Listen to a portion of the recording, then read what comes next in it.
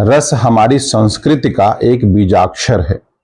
इसका सबसे प्रथम स्मरण हमारे उन वैदिक सूक्तों में मिलता है जो या तो आपह यानी जल देवता को या प्राग देवता को यानी कि जो स्वयं सरस्वती हैं, जल स्रोत की तरह निरंतर कुछ व्यक्त और बहुत कुछ अव्यक्त हैं, उनसे संबोधित है। इन्हीं में से एक सूक्त है, आपो हिष्ठा पयो भुवः तान ऊर्जे दधातनः महेरणाय चक्षसे यो वः शिवतमोरसः तस्य भाजयते हि नः उषतीरिव मातरः तस्या आरंग माम वः यस्य क्षयाय जिनवथ आपौ जनयथाचनः।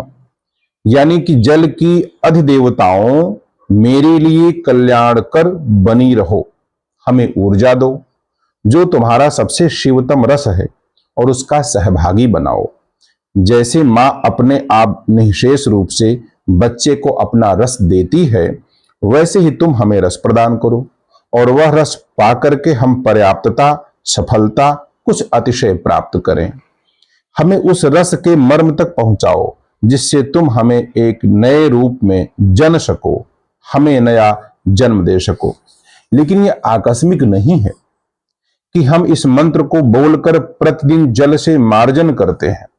वस्तुतः हम व्यक्त आदि अव्यक्त आदि शक्ति का ही आह्वान करते हैं और उसको अपने भीतर प्रवाहित करने का उपक्रम करते हैं। जीवन का प्रत्येक दिन रस का अनुसंधान है। अब आप समझो, और भी मंत्र इस प्रकार से हैं। जैसे एक मंत्र है दैनंदिन संध्योपासना का मंत्र, बाकी जल देवताओं को संबोधित है। अंतश्चरसि भूतेषु गुहायाम विश्वतो मुखः तम यज्ञस्तुम वषट्कार आपो ज्योतिरसोमृतम।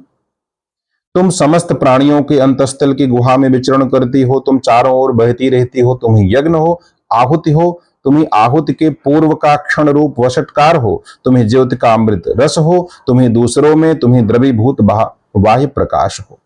यानी अव्यक्त और व्यक्त कुछ दो नहीं है।